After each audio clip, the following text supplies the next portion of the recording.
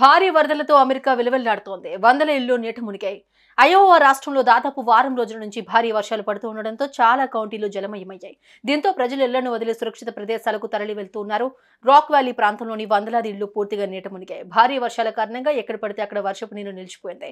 సముద్రపు అలలు ఉవ్వెత్తున ఎగిసిపడుతూ ఉన్నాయి. సియోక్స్ ఫాల్స్ లోని ఫాల్స్ ఫార్ కూడా బ్రిడ్జ్ కింద నీరు ఉధృతంగా ప్రవహిస్తోంది. భారీ వర్షాల కారణంగా మాడిసన్ సెయింట్ ప్రాంతంలో వరద నీరు నిలిచిపోయింది. వరదలను అడ్డుకునేందుకు ఇసుక సంచులను పేరుస్తూ కాపాడుకునే ప్రయత్నం చేస్తున్నారు వాలంటీర్లు, స్థానికులు. ఈ మేరకు జల దిగ్బంధంలో యుఎస్ రాక్ వ్యాలీ నగరం ఉంది.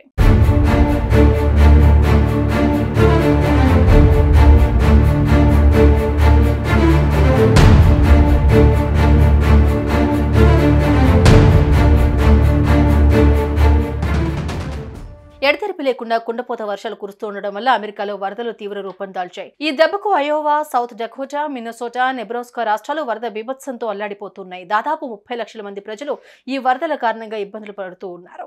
మరోవైపు మిన్నసోటాలోని బ్లూ ఎర్త్ కౌంటీలో ఉన్న ది ర్యాపిడ్ అండ్ డ్యామ్ బద్దలైంది. భారీ వరద నీరు వచ్చి చేరడంతో ఆ ప్రవాహాన్ని తట్టుకోలేక డ్యామ్ కుదేలైంది.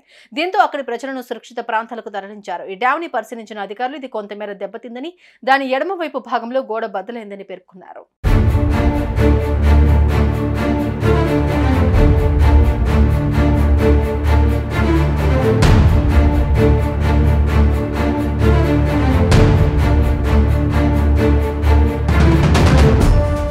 కేవలం డ్యామ్ మాత్రమే కాదండి, ఒక రైల్వే వంతెన సైతం సర్వనాశనమైంది. అయోవా నుంచి దక్షిణ డకోటాలోని ప్రాంతాలను కలిపే ఈ వంతెన భారీ వరదల దెబ్బకు 2 ముక్కలైంది.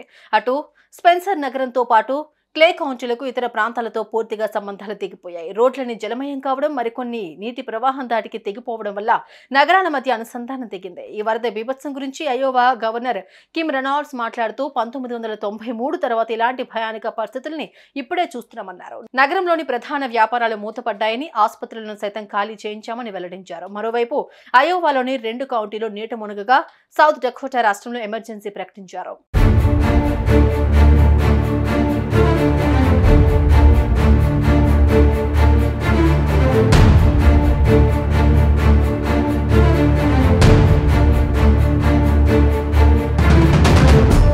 సియోక్స్ ప్రాంతంలో 7 అంగుళాల భారీ వర్షపాతం నమోదు కాగా అయోవాలోని రాక్ రాపిడ్స్ ప్రాంతంలో 11 అంగుళాల వాన పడింది. విడతల వారీగా కుండపోత వర్షం కురుస్తూనే ఉంది. ఈ వర్షాల కారణంగానే అమెరికాలో ఈ భయంకరమైన పరిస్థితులు నెలకొన్నాయని వాతావరణ నిపుణులు స్పష్టం చేశారు. భారీ వర్షాల దెబ్బకు నేల పూర్తిగా తేమతో నిండిపోయిందని, ఫలితంగా నీరు భూమిలోకి ఇంకడం లేదని, నేలపై నీరు నిలిచిపోయి వరదగా మారిందని వివరించారు.